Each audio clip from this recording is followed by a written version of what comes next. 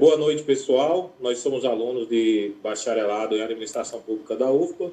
Somos do Polo de Ipupiara e hoje vamos bater um papo sobre a inclusão de pessoas com deficiência trabalhando no setor público e a acessibilidade dessas pessoas aos órgãos públicos. E para falar sobre o assunto, nós convidamos o meu xará Antônio Silva, jornalista, pesquisador da relação da pessoa com deficiência na mídia. E aí, Antônio, se apresente aí, por gentileza. Olá, tudo bem? Obrigado pelo convite. É isso mesmo, eu sou o Antônio, sou formado em comunicação, com habilitação em jornalismo. Sou pesquisador de referente a pessoas com deficiência na mídia, mas também em outros campos. O foco é a mídia por eu ser formado em jornalismo, mas eu acabo abrangendo um pouco mais do que isso e sou pessoa com deficiência física também. O Diogo? Prazer, eu sou um dos integrantes do grupo aí. Infelizmente, o nosso amigo Wesley, que também é do grupo, não pôde participar, né? Mas vamos dar seguimento aí. Se apresenta, William. Obrigado. Boa noite. Eu sou o William Neves, e desde já quero agradecer a Antônio Silva pela disponibilidade de estar aqui conosco, participando dessa entrevista, e mostrando os conceitos básicos e sociais também, qual a necessidade que nós temos de participar e termos conhecimento, a conscientização sobre essa temática. Antônio, em sua opinião, por que o setor público é o setor que menos emprega pessoas com deficiência? Vocês podem nos ajudar? Então, na verdade, a questão ela é um pouco mais ampla, o setor público é só mais um que não emprega. Porque se a gente olhar os dados a nível de mercado, nós temos só 1% das pessoas com deficiência empregadas, então é um número muito pequeno. A gente tem aí 45 milhões de pessoas com deficiência e só 1% delas estão no mercado de trabalho. Acho que o que cabe é refletir sobre os porquês que essas pessoas não estão trabalhando, o que precisa ser feito para que essas pessoas de fato tenham acesso ao mercado de trabalho e principalmente a permanência nele, porque muitas vezes tem o acesso, mas não tem a permanência, não tem a participação efetiva dessa pessoa no mercado. Então é preciso pensar sobre esses pontos.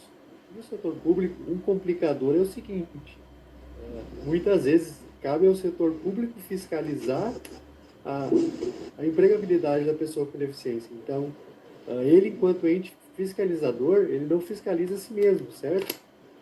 Apesar de ter uma controladoria interna, de ter pessoas internamente que fazem esse trabalho, ele não é feito de uma forma ampla e com base de fazer, ou propriamente a punição, que para mim é a última instância do processo, mas a conscientização e a ampliação desse acesso às pessoas com deficiência no setor público, por exemplo. E aí a gente entra em alguns pontos como a questão de acessibilidade, a questão de oportunidades, as questões, outras questões que abrangem esse acesso. Por exemplo, para você ter acesso ao setor público, se não for um cargo de confiança, você precisa ter aprovação em concurso público.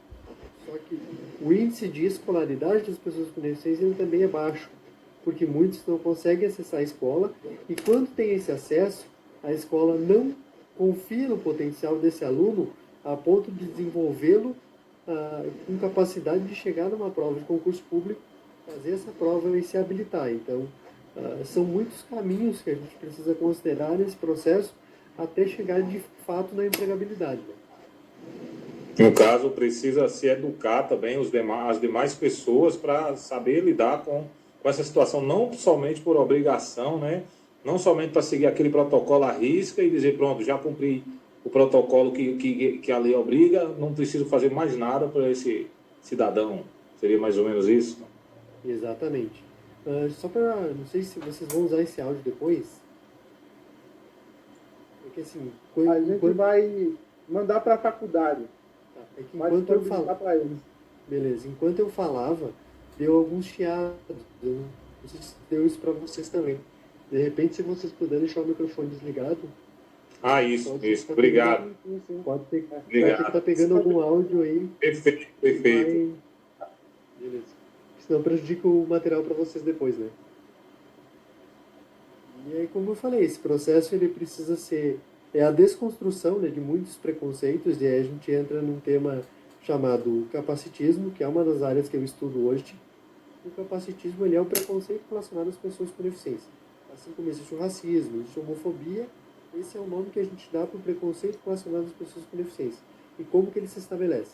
Na falta de oportunidades, na falta de acessibilidade, na dúvida da capacidade da pessoa, né, em várias questões ligadas ao acesso e permanência da pessoa com deficiência em qualquer ambiente. Então, é preciso romper essas barreiras que muitas vezes são conceituais, porque as pessoas crescem imaginando que uma pessoa com deficiência não tem capacidade por conta da sua condição, o que não é de fato real, porque a gente, tendo as condições acessíveis, a gente consegue ter acesso a qualquer ambiente. A questão é trabalhar a possibilidade desse acesso através da acessibilidade, principalmente da participação dessa pessoa nessas construções, né? Porque se você é uma pessoa sem deficiência, por exemplo, você até pode conhecer sobre normas de acessibilidade, sobre as leis, mas será que a gente consegue, de fato, produzir um ambiente acessível sem a participação das pessoas?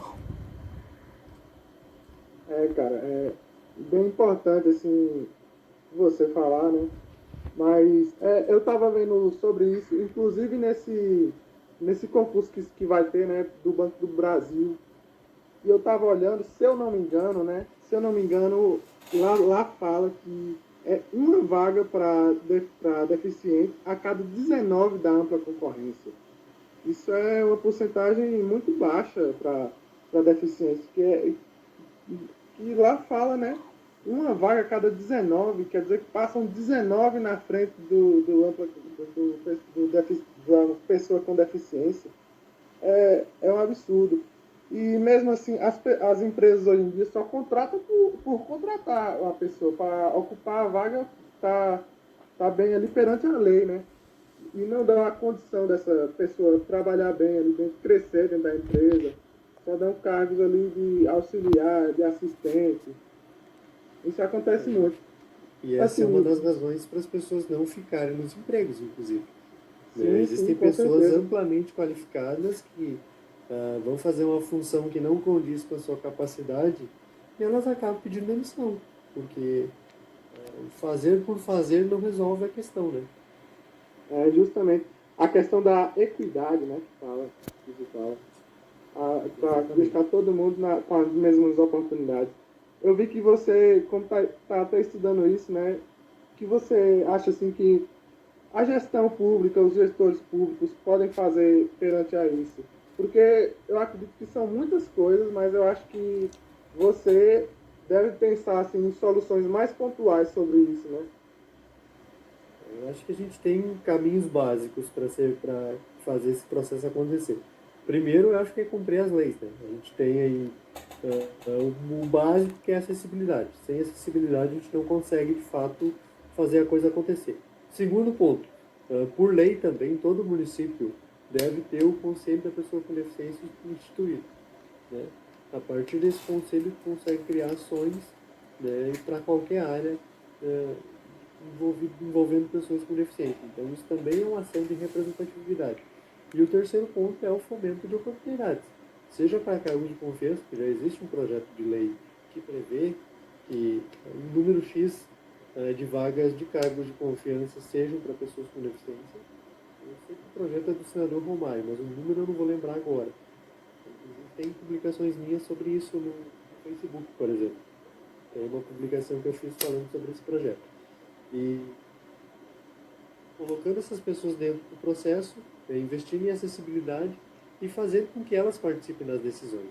Porque essas pessoas também votam, essas pessoas também pagam impostos, essas pessoas também convivem naquele mesmo ambiente onde o gestor público, o político, de fato, precisa estar também para conseguir ocupar um cargo que é eletivo, que é de representação e que precisa do voto dessa pessoa, inclusive.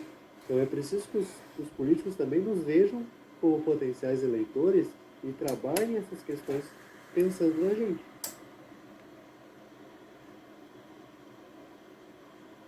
Bom, Antônio, sobre vendo o que você está falando, né, a respeito das situações e algumas divergências que ocorrem em relação à inclusão, né, e acessibilidade a uma pessoa com deficiência entrar em um órgão público, a gente vê que essa situação, ela, quando o Estado ela compra a lei de cotas para determinado edital, é ser proposto, assim como alguns marcadores sociais, como pessoas negras, indígenas, trans e travestis, para a inclusão desses órgãos públicos, sobre a quantidade de vagas mesmo, não há uma igualdade até para a cota de negros, né, em relação às pessoas com deficiência. Mas sobre toda essa temática, eu queria muito saber, no seu ponto de vista, nos órgãos públicos, quais são os marcadores sociais em um processo seletivo que ocorre em uma comunicação com pessoas com deficiência e sobre esses marcadores, sobre a pessoa que está fazendo um processo seletivo, seja em relação ao estado do órgão público ou se em relação ao órgão privado, né? Como um processo seletivo, a gente vê que ocorre uma falta de esclarecimento das pessoas que estão fazendo o processo seletivo, mesmo algumas das pessoas sendo pessoas formadas e tendo, às vezes, até a capacitação teoricamente sobre essa questão das relações dos marcadores sociais, a organização, a psicologia organizacional, né, em relação ao processo seletivo, mas os marcadores sociais, na sua opinião, quais são os mais marcadores que infligem e que implicam em relação ao processo seletivo? Eu acho que o principal ponto desse processo todo, independente se for público ou for privado, é que a gente ainda não tem uma discussão ampla sobre o que é uma deficiência na sociedade. Por exemplo, se você for fazer uma pesquisa no Google, por exemplo, você vai encontrar que a deficiência ela é um impedimento de ordem física, intelectual, sensorial ou mental. Beleza? Tá correto. Só que, além disso, a gente tem que entender o seguinte processo.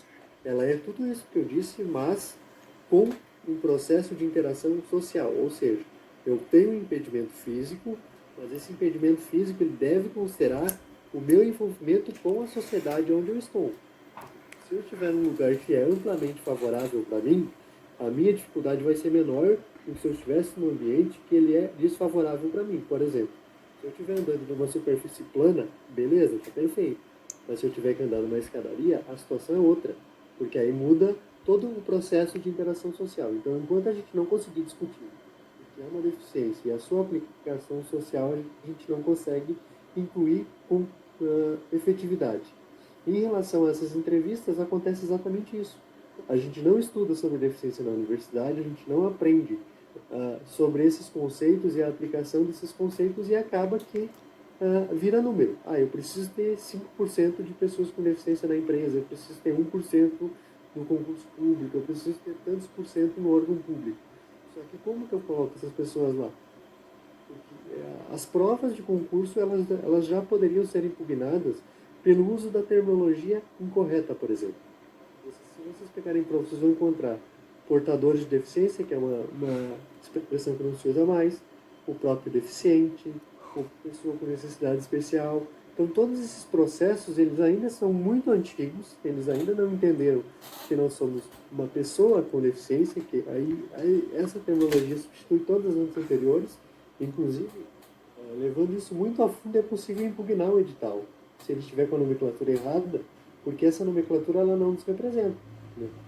Então, só por isso eu já poderia impugnar o edital e solicitar que ele fosse relançado com a nomenclatura correta. E aí, quando a gente fala de inclusão de fato da pessoa ali, imagina se você não respeita sequer uma nomenclatura, que é uma palavra escrita.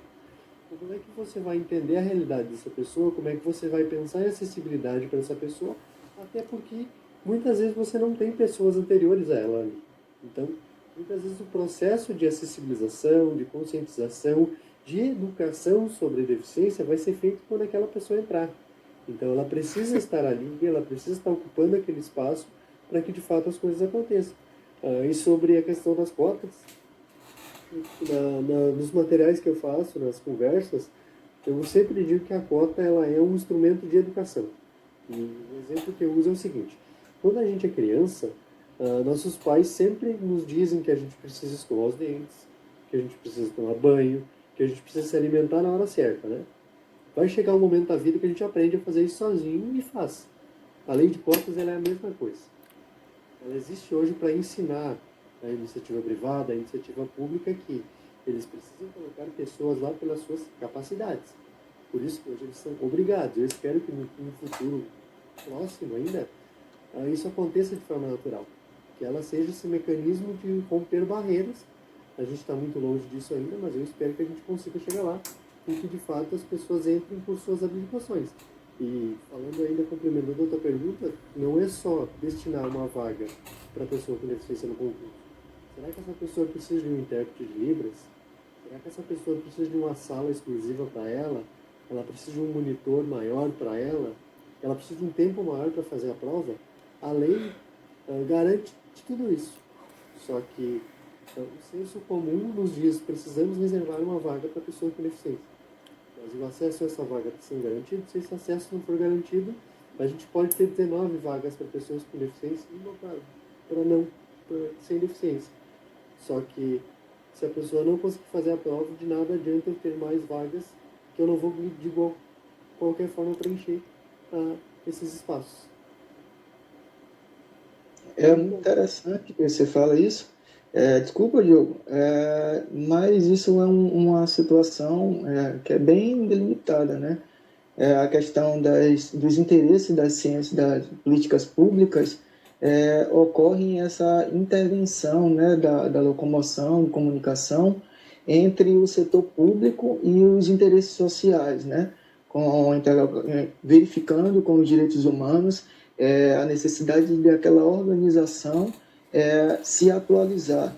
E vemos que muitas das vezes as pessoas que estão entrando, né, dentro de um concurso público ou privado, às vezes quando a organização ele acolhe em relação ao nem acolhe, né, eu acho que eu estou colocando, empregando a palavra na verdade divergente do que é realmente correto se empenhar, né? Mas quando um processo seletivo, uma pessoa entra dentro de uma organização, a gente vê que as organizações elas não têm, em relação ao interesse público, das políticas públicas, o interesse de manter esses cursos, como você falou, né?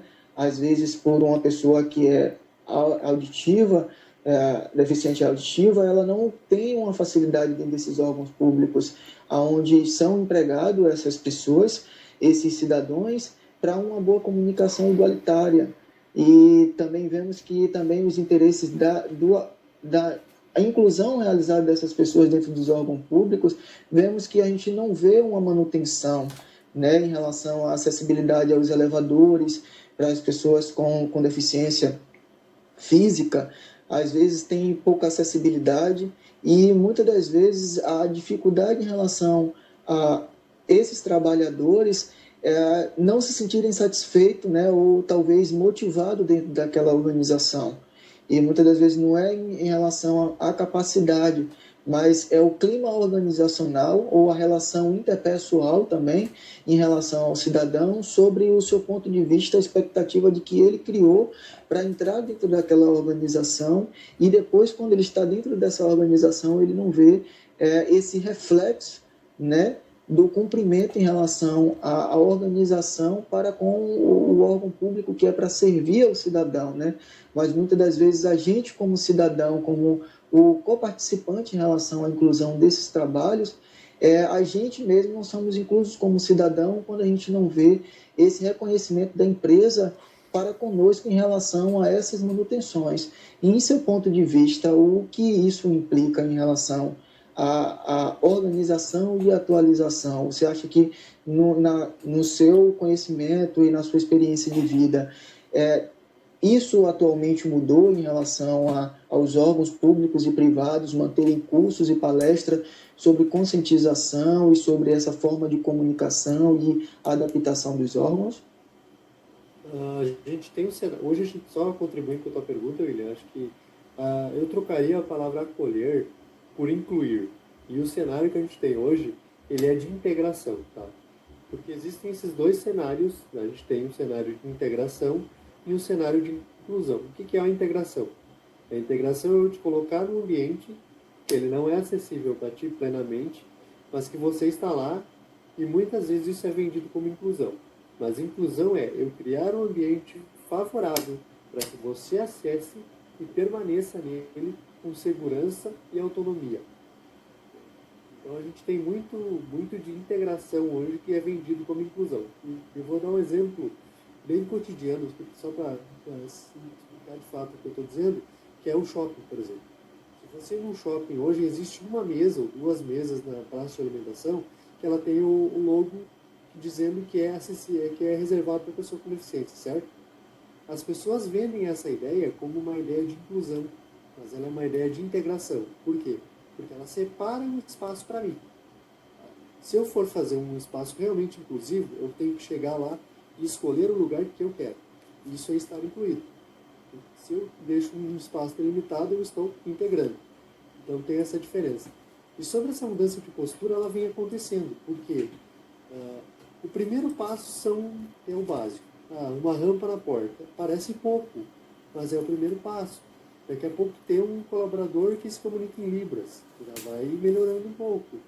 Daqui a pouco tu coloca um elevador que tem uma segurança maior, que tenha menos manutenção, e quando a pessoa chega lá, ela vai conseguindo acessar os serviços. E aqui um ponto fundamental é o seguinte: as pessoas com deficiência precisam estar na rua, precisam estar acessando os serviços, precisam estar participando dessas decisões.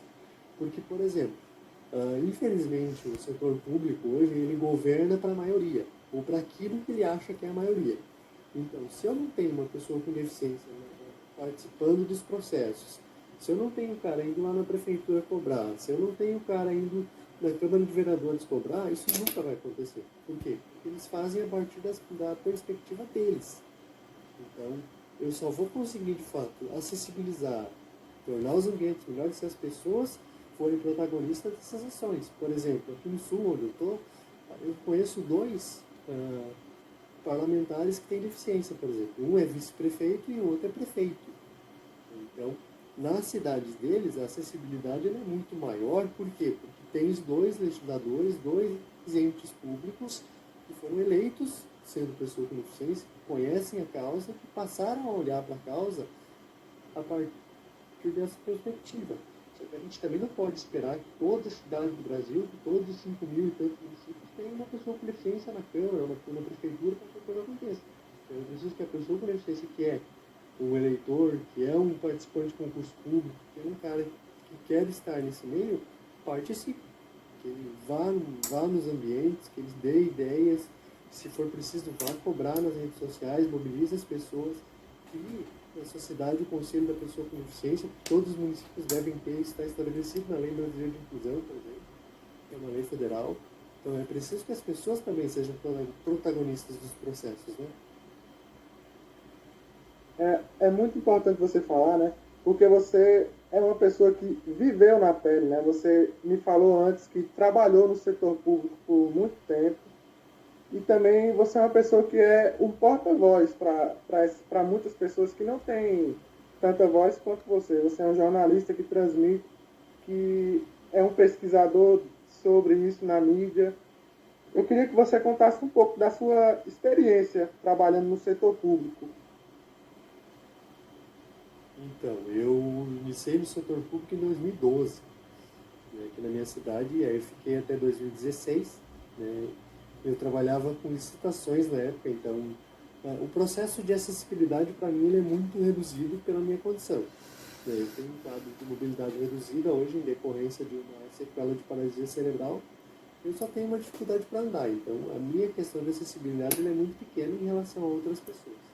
Então, para mim era muito tranquilo, mas a gente identificava possibilidades ali e realmente precisava melhorar, precisava construir uma cidade mais acessível. E o primeiro passo que a gente deu foi, de fato, criar o Conselho da Pessoa com Deficiência, criar um conselho que fosse atuante. A gente fez inúmeros levantamentos da cidade para tocar alguns projetos, algumas coisas aconteceram, outras coisas não aconteceram, e Depois eu segui trabalhando como assessor de imprensa em algumas outras prefeituras. A situação era muito parecida, né? Faltava o básico de acessibilidade, faltava pessoas que realmente quisessem fazer as coisas acontecerem, e muito pelo que eu disse antes, não tinha participação pública. E muitas vezes as administrações elas pensam a pessoa com deficiência somente a partir da deficiência, somente a partir da PAI. É uma instituição que tem um trabalho fundamental, né, no processo de inclusão e reabilitação da pessoa com deficiência, mas por muito preconceito social, as pessoas que estão lá dentro, elas não são ouvidas. As pessoas entendem que todo mundo que está na PAI tem deficiência intelectual severa, que não vive no mesmo mundo que a gente vive e que não tem voz para falar. E é exatamente o contrário, né? Então, eles balizam muito esse processo a partir das APAES, o que é um erro, é uma demonstração de falta de conhecimento da realidade das suas próprias cidades. E aí o processo é basicamente o mesmo. As pessoas precisam juntar, precisam formalizar o conselho, e a partir do conselho, levantamento de demandas e cobranças, né, tanto do administrador público quanto dos vereadores, para que as coisas aconteçam. Em concurso público é a mesma coisa. Sair o edital, verificar se o edital consta acessibilidade, se o edital prevê, né, todos os mecanismos necessários para que as pessoas façam as provas. Isso é lei, né, não é favor, não é implorar, é cumprir a lei. Né, a lei é bem clara quanto a isso. Né, e se preparar para o concurso, né, porque eu acho que é mais do que ter a vaga. Se você não passar na prova, a vaga continua lá. Então eu acho que estudar, procurar alternativas que você se capacite para chegar lá, passar na prova e fazer com que a sua convocação seja, de fato, se torne real, né? Cara, como eu tinha te falado antes, né? Na prefeitura da minha cidade não tem a rampa para... Nem para cadeirante não tem uma rampa na entrada da prefeitura. Aí já está dizendo tudo, né? Essa ideia que você falou aí sobre o conselho da pessoa com deficiência é uma ideia que eu vou repassar para a administração do meu município. Pode ter certeza que eu vou repassar essa ideia para lá. E também quero deixar disponível esse material que a gente está construindo, né? Esse projeto de pesquisa que a gente está construindo, eu quero deixar disponível para eles. A sua participação aqui está sendo excelente, a gente está aprendendo muito com você, está sendo está sendo uma aula para a gente. Está sendo uma aula, sem dúvida nenhuma, está sendo uma aula para a gente. Você está explicando muito bem sobre tudo aí. Inclusive, no Facebook da página tem o passo a passo da criação do conselho, tá? Se tu quiser procurar lá, tem uma série de cards que eu construí explicando o que precisa fazer para o conselho se tornar real. E um ponto muito importante é o seguinte, precisa ser equânime, ou seja, percentualmente igual ao número de pessoas com e sem deficiência no conselho. Porque se eu deixo o conselho com menos pessoas com deficiência, muitas das decisões podem ser tomadas por pessoas sem deficiência que não conhecem a nossa realidade, e aí a inclusão não acontece de fato, né? Ô Antônio, a gente agradece muito mesmo, de coração. A mente da gente, por mais que a gente tenha ouvido falar, é uma experiência que a gente está passando também, da nossa parte é essa.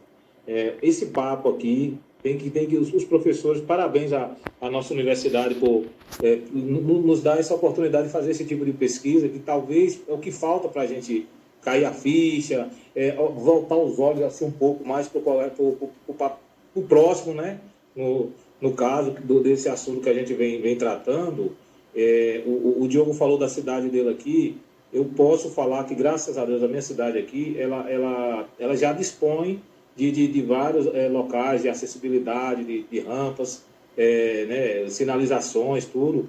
Mas eu creio também, por força pública, por conta de aqui na minha cidade, ela já tem um juiz também com essa necessidade. Então, meio que tendo pessoas com uma certa influência, como você falou, tendo pessoas que têm uma voz, talvez isso aí não era para ser assim, né?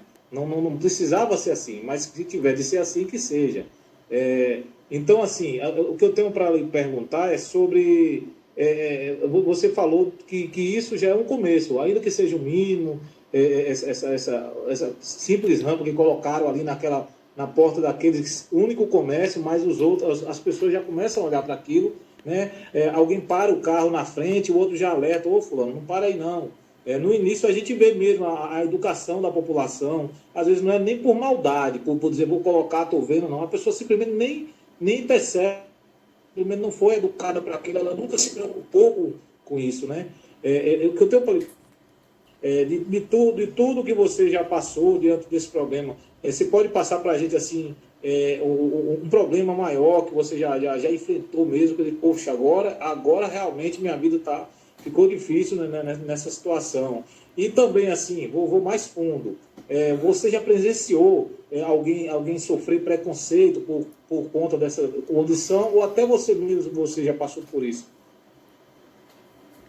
Passar, a gente sempre passa por alguma coisa ou outra, só que, de novo, eu vou falar para vocês, a minha condição é muito privilegiada, tá? Porque eu sou absolutamente independente, eu consigo fazer todas as coisas sozinhos, então eu não tenho nenhum tipo de deformidade, o que também conta muito nesses processos, né? E eu me comunico super bem, eu consigo falar, eu tenho uma compreensão total de uma conversa que a gente possa ter. Então, quanto maior o impedimento que a deficiência traga, né, na interação social que está acontecendo ali, maior é a possibilidade de que haja, né, uma dificuldade de aceitação do que a pessoa está dizendo. Então, acho que não dar voz a uma pessoa com deficiência é uma das principais consequências desse processo. E, bem como tu citaste, muitas vezes não é por maldade, é porque as pessoas não convivem, porque as pessoas não estudam isso. Porque em nenhum momento da universidade, por exemplo, tem alguma disciplina, em algum momento você vai parar para falar sobre pessoa com deficiência. Não tem. E não é na universidade de vocês, na minha foi assim, eu tive 2 colegas com deficiência o curso todo. E aqui a gente está falando de uma universidade aqui no Sul, na época tinha 15 mil alunos, eu tinha 2 colegas. Então, de novo a gente volta para aquela questão do acesso ao ambiente, da permanência no ambiente, né, das oportunidades que as pessoas recebem. E a questão do preconceito, ela se estabelece aí. As pessoas já te olham com um olhar negativo. Ele não vai conseguir, ele não precisa, ou eu não tenho como dar atenção para ele. E isso acontece muito no acesso aos serviços. Por exemplo, se você chegar no órgão público e o balcão da recepção tiver 1,5 metro, se eu chegar uma pessoa na cadeira de rodas, ela não vai ver o rosto da pessoa que estiver atendendo ela. Então eu preciso pensar nessa possibilidade. Eu preciso pensar que a pessoa pode ter uma baixa estatura e não vai alcançar o produto que eu vou oferecer para ela ali. E ali a gente está falando, sim, de uma relação também comercial, porque essa pessoa, de uma forma ou de outra, ela é uma pagadora de impostos. Ela tem direito a receber o atendimento e a atenção devida como qualquer outra pessoa. Então, desconstruir essa ideia de infantilização, de incapacidade, a própria questão de acessibilidade, né? Deixar para depois, postergar esses processos, são formas de preconceito, que muitas vezes não se manifestam na fala, mas são atitudes, né, sejam individuais ou coletivas, que impedem o acesso da pessoa com deficiência àqueles ambientes ali, e isso acaba sendo uma forma de capacitismo também. Inclusive, se vocês forem pesquisar depois sobre, talvez vocês vão encontrar algumas publicações do Senado Federal, que eles fizeram ano passado, este ano, não lembro exatamente, eles falam de capacitismo como uma política corporal, ou seja, preconceitos relacionados ao nosso corpo, seja de forma física ou não. Só que não é só isso, gente, é muito mais, porque quando eu não ofereço acessibilidade, eu estou sendo capacitista. Só que se você sair na rua e você perguntar para 10 pessoas se elas conhecem o que é capacitismo, talvez 9 vão dizer que não saibam, que nunca ouviram falar. E aí qual é o nosso papel nesse processo? Educar. O papel não é punir, o papel não é constranger, não é nada disso. O nosso papel aqui é educar, porque as pessoas não tiveram esse conhecimento, não tiveram acesso a isso. Então, se você nunca teve como consumir esse tipo de conhecimento, eu não posso te cobrar que você não tenha essa postura. Então, o meu papel Então, enquanto produtor... no caso aí também, existe outra conscientização por parte da pessoa com deficiência, que ela tem que procurar uma forma de tentar até ajudar a dar esse conhecimento, esse entendimento à sociedade, né? no caso mesmo, ele cobrando, ele exigindo seus direitos e ao mesmo tempo explicando, olha, fulano, não é isso, a forma correta de falar não é essa. Se você quiser ajudar, vou lhe dar uma dica, faça assim, é bem melhor. Exatamente, é esse o nosso papel, porque eu não posso cobrar de você, pessoa sem deficiência, que tenha conhecimento sobre mim. Eu não posso exigir isso de você. Até porque a sociedade, de forma geral, não te dá esse insumo para que você tenha conhecimento. Porque a gente não vê pessoas com deficiência na TV, a gente não ouve pessoas com deficiência no rádio, a gente não tem a deficiência inserida nas disciplinas dos nossos cursos, a não ser nos cursos de saúde. E aí tem um outro problema aqui, que é enxergar a deficiência como se fosse uma doença, que é tentar de todas as formas fazer com que as pessoas se... 10 pessoas, se elas conhecem o que é capacitismo, talvez 9 vão dizer que não saibam, que nunca ouviram falar. E aí qual é o nosso papel nesse processo? Educar. O papel não é punir, o papel não é constranger, não é nada disso. O nosso papel aqui é educar, porque as pessoas não tiveram esse conhecimento, não tiveram acesso a isso. Então, se você nunca teve como consumir esse tipo de conhecimento, eu não posso te cobrar que você não tenha essa postura. Então, o meu papel Então, enquanto produtor...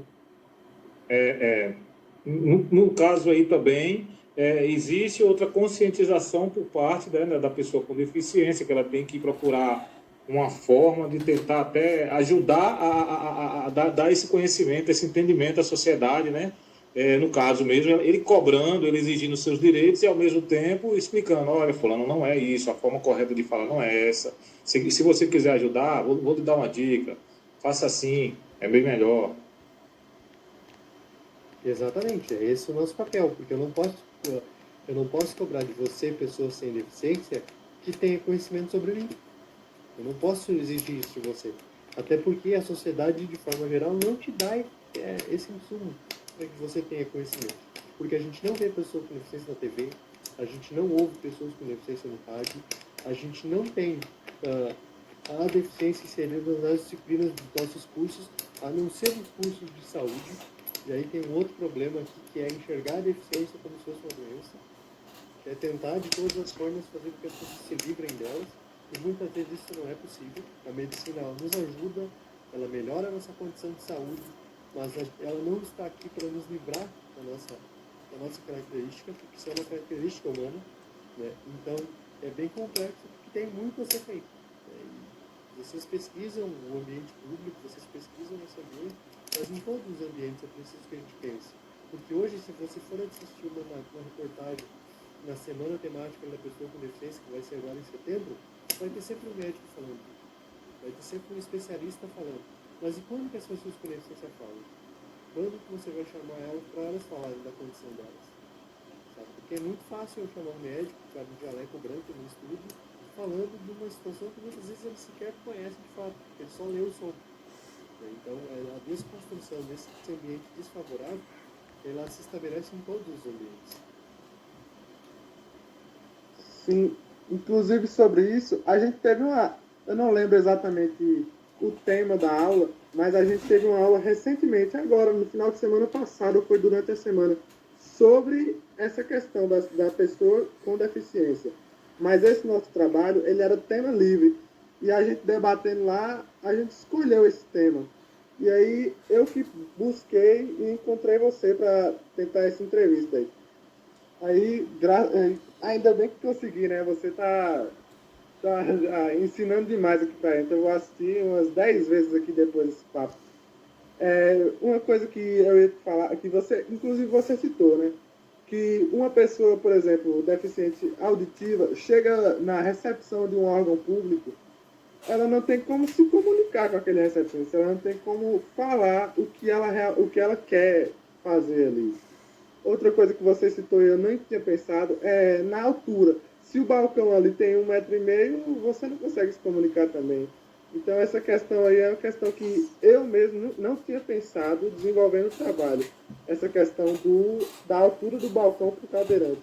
É uma coisa que a gente vai também adicionar aí no nosso trabalho. É uma coisa que, é como você disse, é a ótica de vocês, é o ponto de vista de vocês. Por isso que a gente quis trazer você aqui para passar tudo isso aí que você está passando, para para passar para a gente mesmo, né? Fazer um trabalho mais completo. Eu fico feliz em ajudar, e se tu tens interesse em saber mais sobre essas questões de acessibilidade, a NBR 9050 ela tem todas as diretrizes de acessibilidade sobre esses processos. Então, se quiser dar uma olhada nela, não sei se tu já conhece, eu tinha ouvido falar, é um mecanismo bem interessante que tu pode estar pesquisando, porque ela tem bastante insumo para essas questões de acessibilidade arquitetônica, principalmente. Né? Queria muito, Antônio, agradecer, né? E eu vejo que essa informação que você passou para a gente, da NBR 50, é isso? É um 90-50. 90-50? Isso, ela teve uma atualização agora em 2019, se eu não me engano, que trata de questões principalmente de acessibilidade arquitetônica. Rampa, corrimão, piso tátil, abertura de portas, todo esse processo de predial, ela vai ajudar bastante nessa construção ou ajuste de ambientes, por exemplo. Né? E um exemplo muito prático é a cor do piso tátil, por exemplo. Se o ambiente tem um piso cinza, por exemplo, o piso tátil ele não pode ser metálico. Por quê? Porque ele não serve apenas para pessoas cegas. Né? Tem muita gente que fala, mas o cego não vê, então qualquer coisa serve. Na verdade, não. Porque o piso tátil ele é orientativo. Então, a pessoa com baixa visão, ela também precisa do piso. E aí, como ela enxerga, né, menos, mas enxerga, se o piso for da mesma cor do chão, não tem contraste. Como não tem contraste, ela acaba não vendo o piso. E aí não utiliza para se orientar. Então ele precisa ser de cor diferente. Por exemplo, se tiver um piso cinza, a placa do piso tátil ela tem que ser vermelha, amarela, verde, para que tenha o contraste e ela consiga utilizar também. E acho extremamente interessante, né? Essa questão, que também quero agradecer muito, né, a situação, porque às vezes a gente, como cidadão mesmo, pelo fato que você falou, que a gente ainda não tem uma certa educação, a gente fica meio receoso de empregar a palavra correta, né? Às vezes a gente não tem esse discernimento, esse senso crítico, e esse feedback mesmo que você informou sobre a questão, a separação da acessibilidade e inclusão em relação ao acolhimento, né? É uma coisa extremamente importante, porque a gente, quando estamos de fora, a gente não consegue ter esse senso crítico, né? Essa questão quando a gente aborda a questão da inclusão social, ela está muito mais ampla do que a gente consegue denotar, e mesmo que você falou, né? Aquela questão, precisam pessoas que sejam porta-voz, né? Dessa educação, porque quando você falou em relação à inclusão, a acessibilidade da inclusão e a acessibilidade, né? Essa questão da inclusão, ela empata que as outras pessoas, elas venham ter interação, as pessoas que não têm deficiência com as pessoas que têm deficiência, para existir essa educação. Porque, às vezes, a própria acessibilidade na educação básica, ela já não dá essa acessibilidade para a gente ter esse conhecimento, mais essa interação. E a única possibilidade de a gente manter essa comunicação é não somente conhecendo, né, a questão das pessoas com deficiência.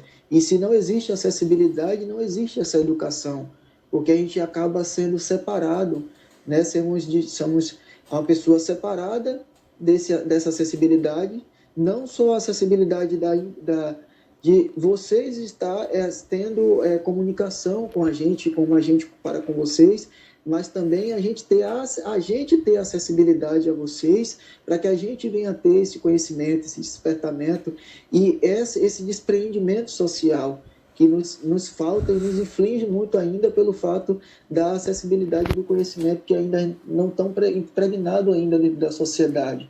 E quando a gente aborda um pouco sobre a questão dos presidentes, dos parlamentares, das leis, muitas das vezes elas estão explícitas para defender, né, em relação à cota, às situações do direito democrático, mas quando vamos enxergar de um lado mais crítico, a gente vê que essa questão democrática ela está muito mais distante do que a gente possa ter essa questão dessa acessibilidade.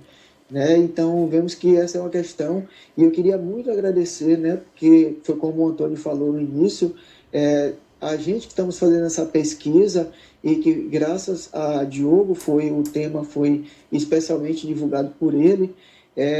Hoje mesmo eu me inscrevi em um projeto de extensão que fala exatamente sobre essa questão da inclusão, né, da inclusão social e acessibilidade das pessoas com deficiência. E isso é uma coisa extremamente que está muito mais além do que a questão da acessibilidade, mas tem a questão da vontade, né? A vontade do cidadão querer essa mudança democrática, né? Em pensar ou ter esse conhecimento de um modo amplo de todas as possibilidades, né? Possibilidades não somente com deficiência, mas para cotas de não somente com deficiência, mas para cotas de negros, para pessoas negras, transexuais, transvestis. Essa questão quando falamos de gênero, diversidade, essa diversidade ela inclui acessibilidade para todos, né, que é o direito de igualdade de todo cidadão.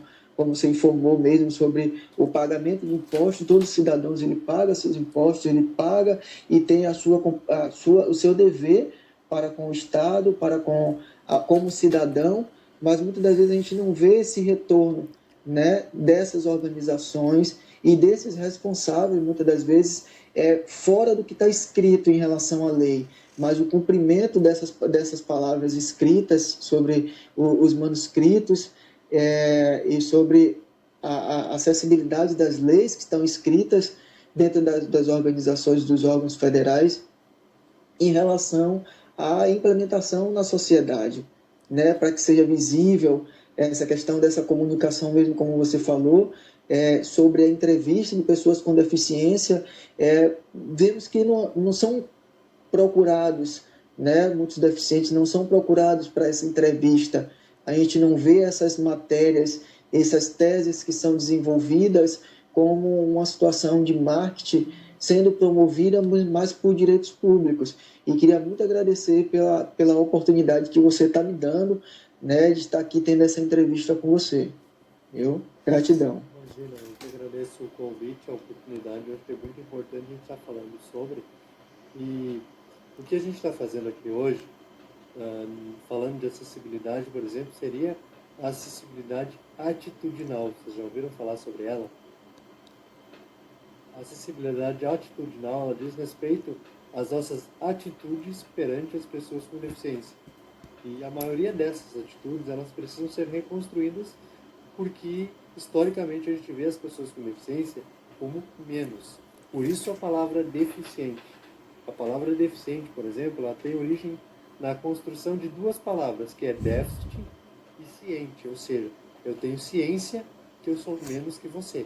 Então isso é muito ruim quando a gente pensa em inclusão. Ou seja, é como se eu me entendesse, enquanto pessoa com deficiência, que eu sou menos que os demais por conta da minha condição. O que não é fato, o que não é de fato, né? O que eu preciso é só de oportunidades de acessibilidade. Lá no Instagram, se vocês quiserem utilizar, pode ficar à vontade. Tem uma publicação sobre os tipos de acessibilidade. Se vocês quiserem pegar lá depois, pode pegar. No link da bio tem os meus artigos que eu publiquei recentemente. Eu publico aí de 1 a 2 artigos científicos por ano, que é um número considerável, né, da temática da pessoa com deficiência. Então, se vocês quiserem utilizar, tem meu TCC lá também, pode ficar à vontade para usar no trabalho de vocês. E no final, se vocês puderem compartilhar comigo o resultado, eu ficaria bem feliz, tá? E precisando de alguma coisa, pode me chamar ali no WhatsApp. Até vou compartilhar depois com o Diogo um curso de acessibilidade que uma faculdade aqui da minha região está fazendo. Vai fazer agora em setembro com um valor bem baixo, R$70. Um curso sobre acessibilidade arquitetônica. Se alguém de vocês quiser fazer, quiser divulgar aí com o pessoal da universidade de vocês, também pode divulgar, porque é legal para aprender mesmo. Acho que vai ser bem para mostrar algumas questões, né? Porque a gente chegou na rampa já, mas a gente precisa ir além da rampa, né? Porque só a rampa na porta, não adianta ter uma rampa na porta se depois da rampa tiver um degrau. Eu já encontrei lugares assim. Então, a gente chegou aqui e a gente precisa continuar andando, né? Então, são processos, são construções, são criações que a gente precisa fazer, e com a nossa participação é fundamental.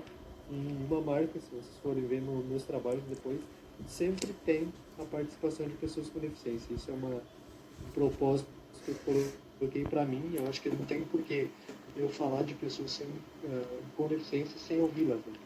Então, todos os meus trabalhos, todas as minhas construções têm a participação de pessoas com deficiência, e isso, do meu ponto de vista, agrega valor, porque é elas falando sobre temas que interferem na vida delas, né? A gente vai aproveitar e pedir também para você disponibilizar, como você já falou, né? A gente vai deixar disponível aí para quem quiser acompanhar, conhecer mais, vai deixar acessível aí junto com o nosso trabalho de pesquisa, e aqui no vídeo também, provavelmente vai estar publicado no YouTube. A gente quer agradecer, né? Mais uma vez, e hoje eu penso o seguinte: se a gente vai sair daqui com outra mentalidade e com aquela vontade no coração de poder fazer alguma coisa. Eu tenho certeza que as pessoas que tiverem acesso a esse nosso conteúdo e estiver assistindo esse vídeo aqui, também vai ser um multiplicador, né? No que concerne a gente, assim, a nossa participação na faculdade, a gente vai tentar multiplicar a partir de lá e na nossa vida cotidiana. Você estava falando aí, e eu estava aqui viajando aqui, pensando, poxa, eu posso procurar um amigo político, uma pessoa que eu conheço, e sugerir a ele: olha, velho, uma oportunidade de você lançar um projeto na Câmara lá, por que não? Né, um vereador aí, ó, vamos facilitar mais ainda. Então, assim, eu quero agradecer e dizer que você pode contar com a gente, e espero poder contar com você também para conseguir esse material, nos mostrar esse caminho, continuar a guiar. Com certeza, pode contar sim. Já vou dar um spoiler aqui para vocês. Logo daqui a alguns meses eu vou estar lançando alguns cursos também via Instagram. Se vocês quiserem participar, serão muito bem-vindos. Se quiser me divulgar também, para a gente multiplicar esse conhecimento aí com mais pessoas. E precisando de mim para alguma assessoria, alguma questão, o Diogo, ele tem meu WhatsApp, pode chamar, a gente conversa, combina alguma forma aí e a gente constrói juntos, com certeza. Diogo, considerações? Rapaz, eu tava viajando aqui igual você, Antônio. Eu quero entregar, além dessa entrevista, eu quero entregar o trabalho final também para a administração do meu município. Eu quero várias coisas que eu nem lembro tudo aqui agora, mas várias coisas que eu já guardei, já salvei aqui, para adicionar lá. E como ele falou, né, que ele sempre leva pessoas com deficiência para falar nos trabalhos dele, a gente também quis trazê-lo para enriquecer o nosso trabalho, e também que ele fala com propriedade, né, sobre o assunto. Ele já trabalhou no setor público, ele é jornalista, ele é um porta-voz dessas pessoas. Eu saí daqui com outra cabeça também, já querendo mudar muita coisa aqui já. Foi excelente, sério. Eu não tenho nem palavras para agradecer aqui o que foi isso aqui hoje. Foi uma aula mesmo. Muito obrigado, viu? Muito obrigado mesmo. Fico muito feliz em contribuir. Acho que é essa troca de conhecimentos que nos enriquece, né? É contribuir, é ajudar, é orientar, porque a gente vê muito nas redes sociais, por exemplo, as pessoas cobrando posturas, mas sem dar insumos, sem ajudar, sem orientar, sem conversar. E eu tenho como princípio fazer isso. Eu não vou, por exemplo, ir lá no trabalho de vocês dizer que faltou acessibilidade, faltou isso. Eu quero contribuir para que vocês consigam fazer o melhor que vocês possam, e que esse conhecimento que vocês adquiriram, vocês possam multiplicar com outras pessoas, porque se eu conseguir alcançar uma pessoa, é uma pessoa a mais que vai poder fazer alguma coisa. E quando as pessoas me perguntam, por exemplo, o que elas precisam fazer para tornar o município delas acessível, a primeira coisa que eu digo para elas é a seguinte: como é que está a calçada da tua casa? Porque eu não vou tornar uma cidade acessível se a calçada da minha casa não for acessível. Então começa fazendo teu. Porque se tu fizer uma calçada acessível, teu vizinho vê, se interessar, e ele fizer também, já são duas. Se o vizinho do lado ver, se interessar e fazer também, já são três. Eu posso modificar a realidade fazendo a minha parte. Eu não preciso esperar que o outro faça para todo mundo, Eu não preciso esperar que os outros façam para mim. Eu posso fazer a minha parte.